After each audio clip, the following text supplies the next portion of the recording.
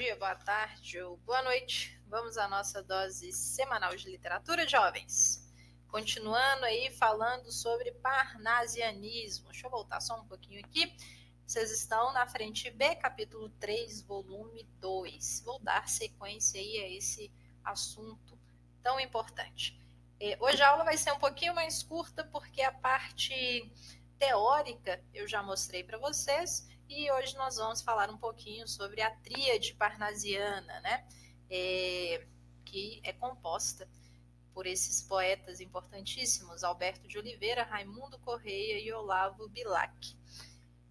Vamos só fazer uma retrospectiva rapidíssima aqui, né?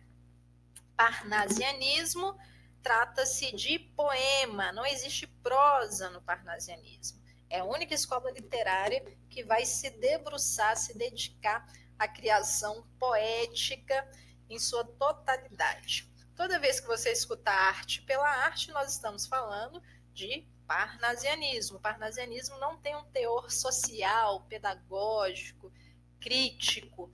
Ele está ali para reproduzir, né, algumas questões que aparecem no mundo real. Então, os poemas são extremamente descritivos e muitas vezes descrevem, inclusive, objetos que retomam as questões aí do classicismo, as questões clássicas gregas. Inclusive, os objetos, geralmente, que são descritos são objetos clássicos, né, da história. Nós temos aí uma coisa muito interessante para se pensar, é que o parnasianismo ele veio em contraponto, né, ele veio contrapor aí a subjetividade do romantismo. E aí eles se importam muito com a forma, porque se você tem, e eles diziam isso, né, se você tem uma forma, o sentimentalismo não vai transbordar.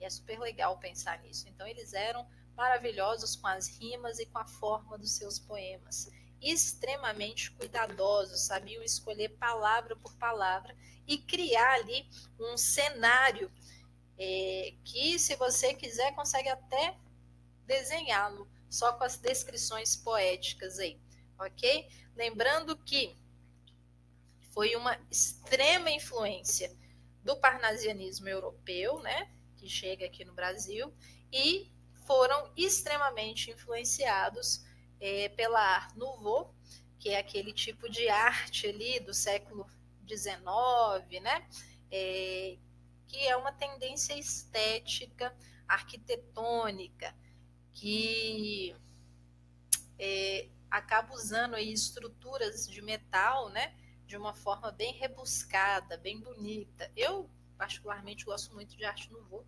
acho lindíssima. Bom, lembrando que, isso eu acho que eu não havia falado com vocês, se vocês não sabem, aqui no Ocidente, né, a primeira academia de letras que existiu foi a francesa, e a Academia de Letras brasileira é extremamente influenciada pelos preceitos franceses. Inclusive, várias escritoras aí poderiam ter recebido cadeiras na Academia Brasileira de Letras, mas pela questão da França não receber, nós acabamos excluindo durante muitos anos, mais de um século, figuras femininas, escritoras extremamente importantes para a nossa literatura aí, ok? E aí lá no parnasianismo, gente, idealização da Academia Brasileira de Letras, ela começa a acontecer fortemente, e tem uma coisa muito legal também que acontece, inspirada também na Europa, que é a criação, a construção, né, do Teatro Municipal do Rio de Janeiro, que é maravilhoso, que você consegue observar ali todas as características neoclássicas de uma arquitetura europeia muito interessante. É um dos lugares mais bonitos que eu já fui, inclusive. Acho lindo, lindo, lindo. Bom, então isso daí é só para a gente relembrar um pouquinho o que é o parnasianismo, para a gente começar a dar uma olhadinha aqui nos poemas, tá bem? Tudo bem? Então vamos lá. Primeiro aí, o Alberto de Oliveira, Gente, eu já falei sobre ele, mas eu vou repetir algumas coisinhas aqui. Ele viveu muito tempo, né? Se a gente está contrapondo o romantismo, então são poetas parnasianos, eles costumavam viver muito mais do que os românticos, viu, gente? Os românticos já morriam antes, assim. Então, o Alberto de Oliveira, ele vive de 1857 a 1937.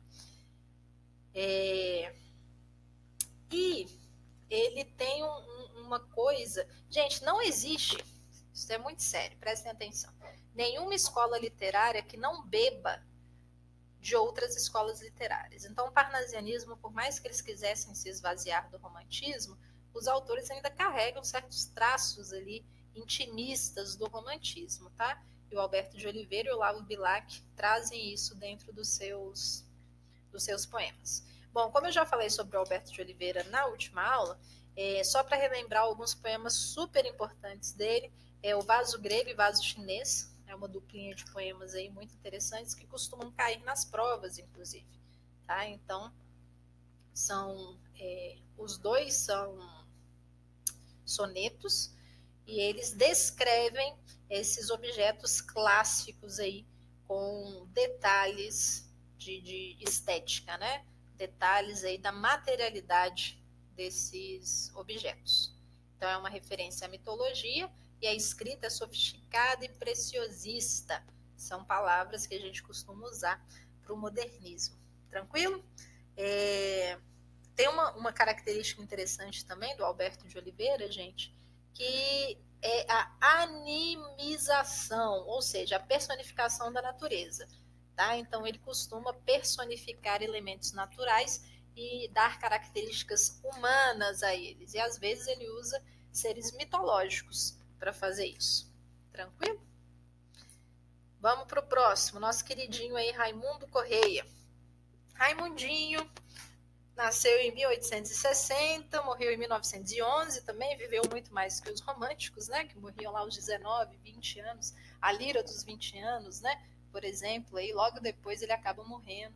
Então são escritores que partem muito jovens e os parnasianos não, eles cultuam outro estilo de vida, né, muito diferente dos românticos.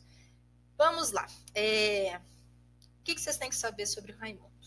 Que entre toda a tríade parnasiana, ele que vai ser o mais musical.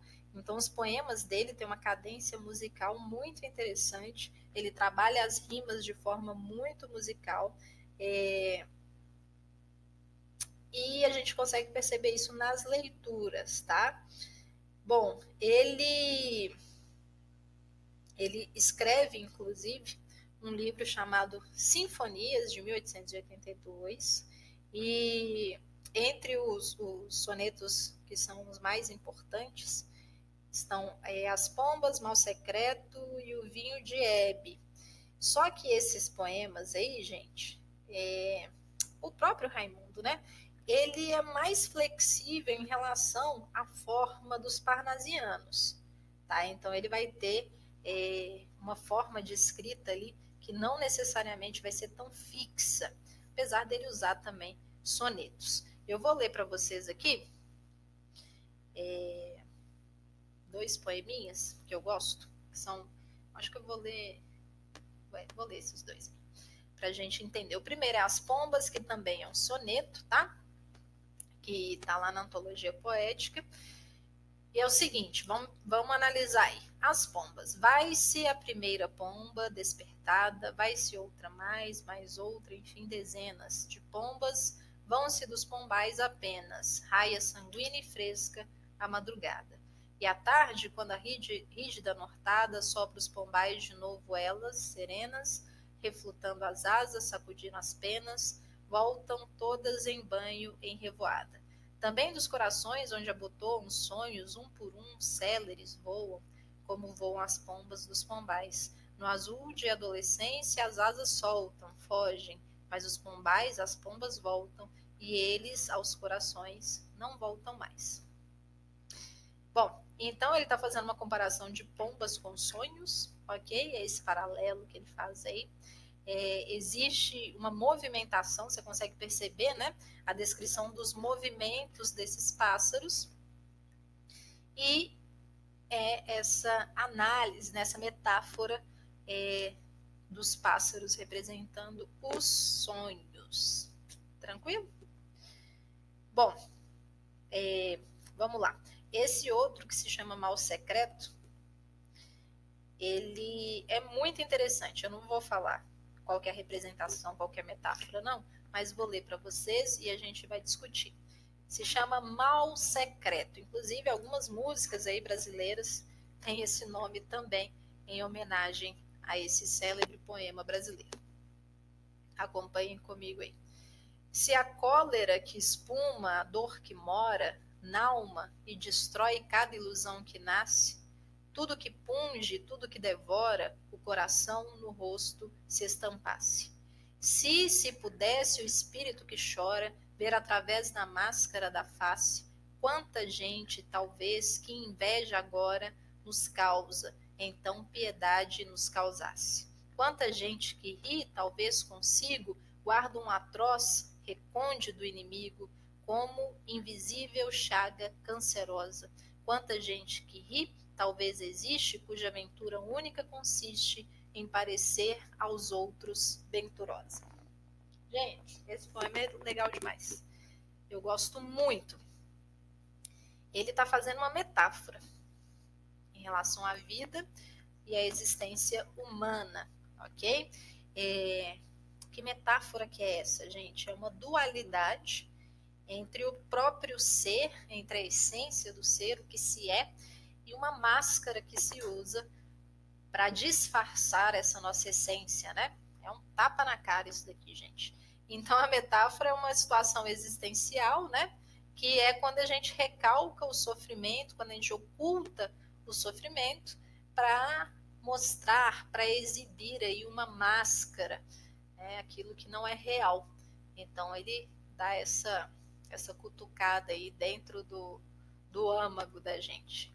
E esse poema é muito importante, viu, gente? Ele, inclusive, é o que costuma cair nas partes aí que se relacionam ao parnasianismo. Tranquilo? Vocês estão bem? Vamos continuar? Bom, então nós vamos agora para o querido Olavo Bilac. Gente, Olavo Bilac, eu acredito que ele seja o parnasiano mais famoso, pelo menos, desse movimento todo parnasiano brasileiro. Por quê? Até hoje, as pessoas recitam Olavo Bilac, estudam Olavo Bilac nas escolas, né? É muito comum colocar crianças para recitar Olavo Bilac. Não sei por que as pessoas gostam de colocar crianças para recitar poemas parnasianos, mas eu já vi colegas de profissão fazendo isso com alunos do ensino fundamental. Eu acho, no mínimo, interessante. Mas ele realmente tem uma pureza, uma beleza que ele carrega ali, porque ele usa muitos elementos da natureza mesmo, céu, estrela, luz, lua, sol, rio. Então traz uma certa leveza para a sua escrita. Olavo Bilac, ele é de 1865, morre em 1918, com certeza o mais famoso dos parnasianos, e ele tem um poema muito importante chamado Profissão de Fé, e ele compara a produção poética, o trabalho de fazer poesia, ao trabalho de um ourives, que é aquele camarada lá que vai lidar com o ouro, manusear o ouro, esculpir o ouro, né? Que é uma coisa extremamente delicada, que exige muita competência, muito trabalho, e ele faz essa comparação entre esses dois profissionais, né, da arte. Eu vou ler um trecho aqui para vocês. Não é um soneto não, viu, gente? Mas vamos lá. Profissão de fé. Invejo ourives quando escrevo. Imito o amor com que ele, em ouro, o alto relevo faz de uma flor. Torce, aprimora, alteia, lima a frase. E, enfim, no verso de ouro, engasta a rima como um rubim. Quero que a estrofe cristalina, dobrada ao jeito do ourives, saia da oficina sem um defeito, e ora sem conta-passo, mudo, o olhar atento a trabalhar longe de tudo o pensamento.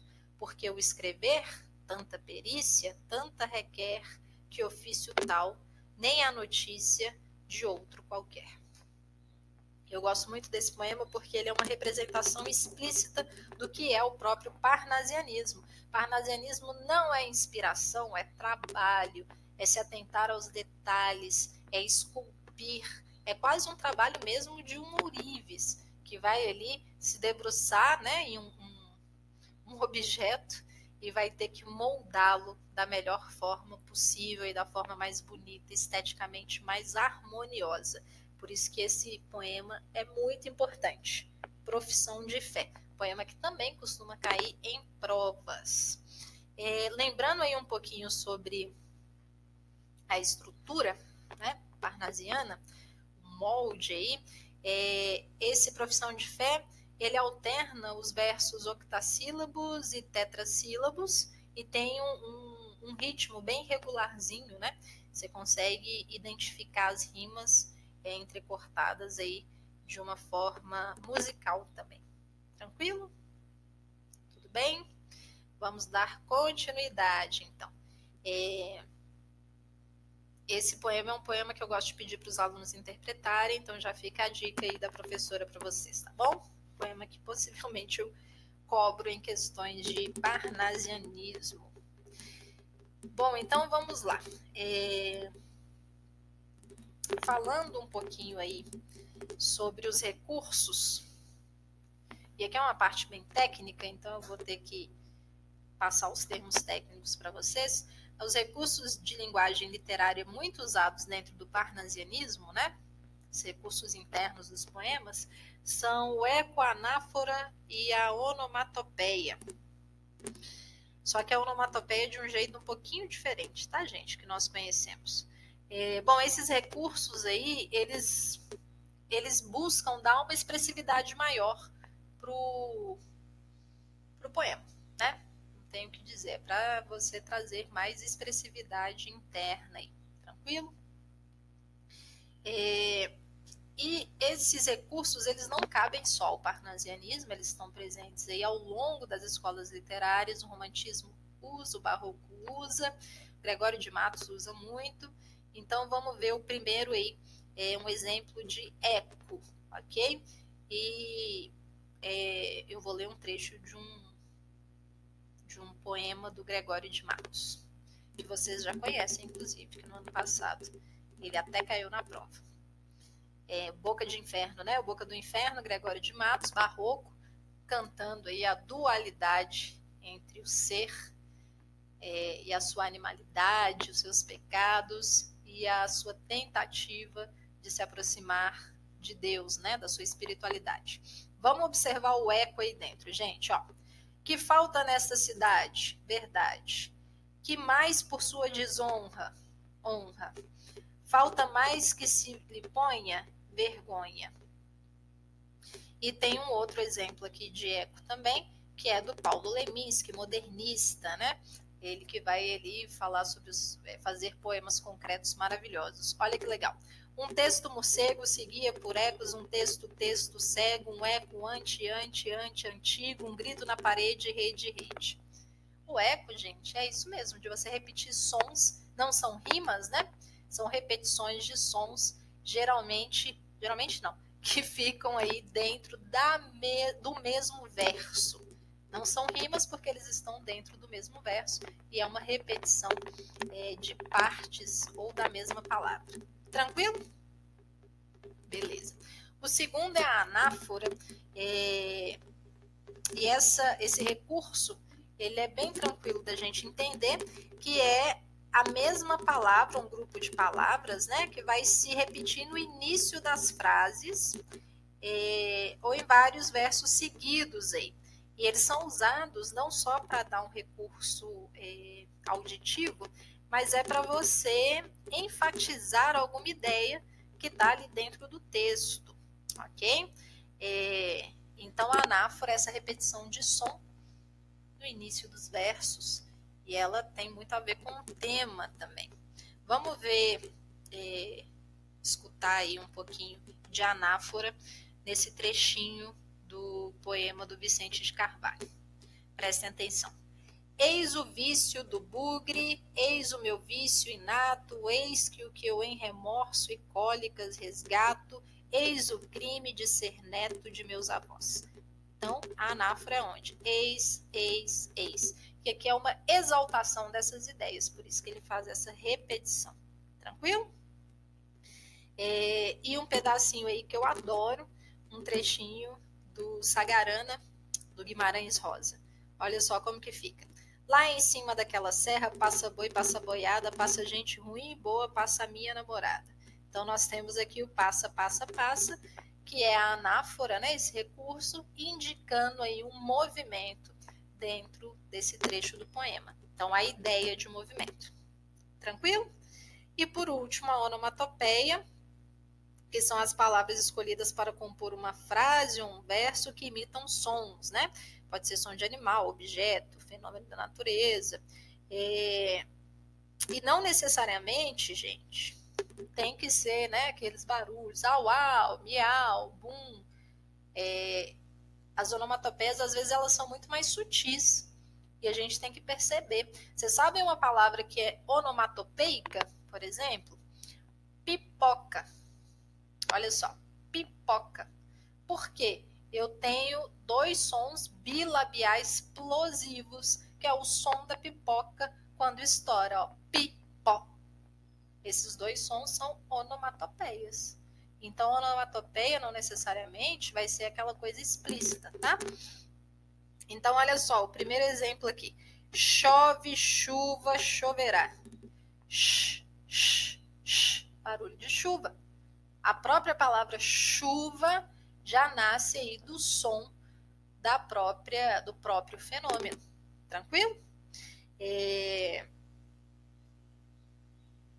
E agora um pedacinho aí para vocês verem esse fenômeno, né, linguístico, que é a onomatopeia, que é uma música do João Gilberto, um grande músico brasileiro, talvez o maior compositor aí de bossa nova, que faleceu há pouquíssimo tempo, e em uma das músicas dele ele fala assim: no peito dos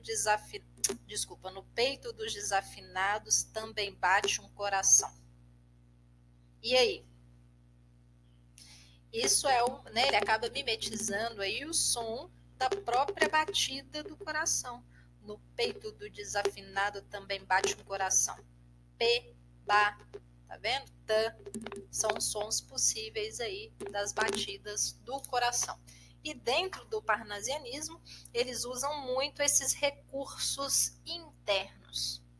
Tranquilo? Deixei de dica para vocês aí assistirem o filme Xangô de Baker Street, que é bem legal, bem legal, bem legal. É um livro, ele é baseado num livro do Jô Soares mesmo, tá, gente? O Jô Soares é um grande artista, ele escreve muito bem, ele dirige muito bem, e ele faz esse livro, essa adaptação em 1999. Vale a pena demais ver.